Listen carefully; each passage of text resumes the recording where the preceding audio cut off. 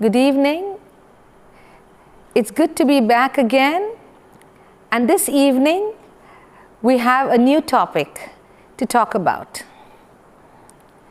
And it is about mental attitudes. Because there's a saying, as a man thinks, so is he. Your attitude determines your altitude. In the world, we come across lots of different kinds of people, and God has made each one of us unique, and we are different. We are wired differently, our needs are different, our responses are different, and the way that we look at situations is different. And I've just loosely put people, I've kind of made categories that we can loosely put people into. And I also think that knowledge is strength and knowledge is power. And if we know what kind of people we are, we can sometimes change the way we are, change our attitudes, because sometimes our negative attitudes can be dead weights. It can bring a lot of pain to us and to people who are closest to us and who come in contact with us. And many times, we are not the only ones who suffer, but even the ones closest to us suffer more than we do. If you ask me what kinds of people are there, I can give you a few kinds of people. There are people who are needy. That's one kind of group of people. People who are angry and ferocious and dominating and difficult. That's another group. We have another group who are introverts and who are shy and who are insecure and anxious and fearful. And we have people who are also going through depression and loneliness, who are battling different demons in their mind. And especially in this day and age, we come across, we have got different life situations that we are put into. And many times, our attitudes confine us and don't let us be who we really want to be. The first group of people that I would like to talk about are needy people. And needy people are very difficult to live with because they can drain you, because they need constant attention. And they are people who are, it's all about them. It's all I, me, and myself. And they're so needy of you that they drain out your emotional energy, because you have to constantly keep stroking them and affirming them and telling them how good they are and how much you love them. And for people like that, even they are not very happy at the end of the day with all this. Because needy people can be very demanding. The more you give, the more they want. They're like sponges. And they keep on craving for more. More of your attention, more of your affirmation, more of your time, more of your energy. And if you are needy, if you come in that category, you need to understand that people around you may not be telling you, but it's difficult to carry you. And needy people need to snap out of this little world that they are in and step out and start looking at other people and trying to see what they can do for someone else. Maybe what you can do for your spouse, or what you can do for your parents or for your friends. Look into the needs of other people. That way you will be less preoccupied and a lot more happy, and make life better for those who are with you. The second category I want to talk about are angry people. Now, angry people are people who are like a smoldering volcano. You don't know when it's going to erupt. And people around angry people have to walk on eggshells, not knowing what would trigger off an outburst. And why do you think that people are angry sometimes? These are people, these angry people are the way they are because they have got huge egos, full of pride and full of themselves, and they need someone to constantly massage them. And if you step on their toes or say something that they don't like, or if you don't accept their point of view, you'll have an outburst. They'll blow a fuse.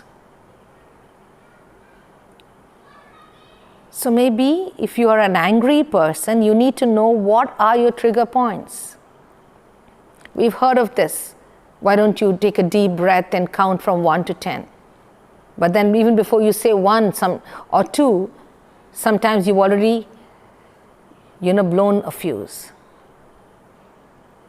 So if you come in the category of an angry person, and maybe it's time not to take, it's a good time to stop taking yourself so seriously.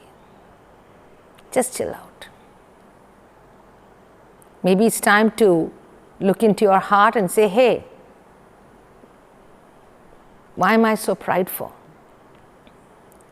What do I have? Or why is it that I need constant massaging of my ego? Or why is it that I can't see someone else's point of view? Maybe that way, if you start introspecting, maybe you can cut your ego down to size and start being a lot more easier to get along with, instead of stressing people around you because they don't know when your next outburst is going to come.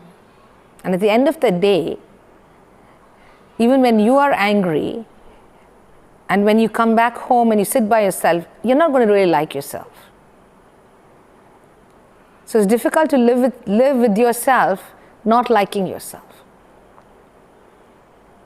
So maybe it's a good time to take a deep look into your heart and see what you can do to just chop off all those rough edges. One good stress buster is a nice, good walk and exercise. That will really bust stress and make you a lot cooler, and maybe you should laugh a lot more. The third category I want to talk about are people who are anxious and fearful. Anxious and fearful people are so negative that they're always expecting some terrible things to befall them and their loved ones. And sometimes even the simple chores of life seem like a huge mountain, and they're so stressed out during the day that they can't even enjoy their day and they can't live in the moment. They're always thinking about the next thing that they have to do. And this again builds anxiety and worry. And if you are this kind of person, all wound up, maybe you can just find ways how to make yourself less anxious, have reasonable goals for the day so that you don't have to pack so many things into your life which sometimes could be unrealistic, and then you're carrying a heavy load that is difficult for you. And also, if you're fearful about the future and you are negative and you don't have too much of hope about things, and you are cynical, or you want to think that things are not going to really be all that great, then the best thing is to sit and talk to someone and tell them that this is how you feel. Because sometimes hearing somebody else's perspective about your fears could also help you see things in the right right plane. Because even your fears could actually be needless. Maybe many of them are just monsters in your own mind, which may never really happen.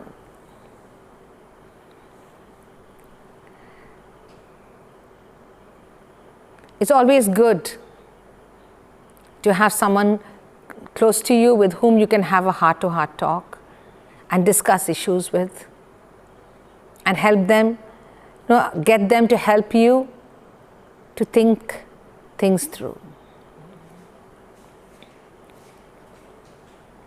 Because anxiety and worry can sometimes rob you of your joy and peace. And many times it may be actually very unnecessary pain that you put yourself through. And the fourth kind of people I want to talk about are people who are battling depression, and this is something that is very real. I read the other day that there are so many people who are actually, checking out on Google to see what are the different symptoms of depression, because they want to know if they fall in the category of people who are suffering from this malady. And depression sometimes is a real problem, because it could be because there's some chemical imbalances or some kind of hormonal imbalances that could trigger off depression. Or there could be some real life situations that could trigger off depression. Maybe a loss of a loved one, or maybe a genuine fear, or you lost your job, or someone is battling some terrible disease.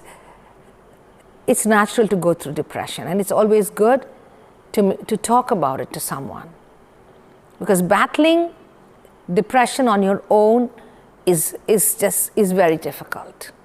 And many people lose that battle, and they end their lives, with suicide. They take their own life. So the best thing, especially in this day and age, there are so many agencies that you can go to where you can discuss about these things, and you can even take medication for this. See, in our times, going to maybe a counselor was considered that you had some mental illness, but it's not like that these days. If you have a vitamin deficiency, you don't think twice about taking medication for that and popping a couple of pills for that. So why is it that you would not want to, set right your hormones, or maybe take the medication you need if you're battling with depression? And also, I always advocate that life is meant to be lived with people, and you need to celebrate your relationships, because no man is an island entire by himself. He's part of a larger continent, and man was never meant to be alone, because man is a social being. You need people to talk to, you need relationships, because relationships are what really help support you when you are going through difficult times. And you need relationships even to sit and have a good laugh with someone. Even that is so important, because laughter, we know, is the best medicine. So it is important that we have some meaningful relationships with people. I think in this day, sometimes we are so caught up with our own little existences and our lives, and whatever little time we have, we would rather spend it with maybe looking at our phone or doing something else. But I would tell you, and I would advise you to really invest in some good relationships, because friends and family are really what will help us through in this journey of life. and we need to make sure. See, I've just roughly covered just a few categories of people and a few difficulties that we could face, or certain kinds of weights that come with being a kind of a personality type. And it's important that we cut loose these weights, because we can never fly when we are weighed down with these things. And each of us could have a degree of one of these things. Maybe we could be a little anxious, or we could be maybe needy, or we could also be angry people. So, if we can judge ourselves, we can make whatever resets that we need to make, so that we can be happy and people who are contented at the end of the day. So let's just cut off those dead weights and let's fly. Happy flying.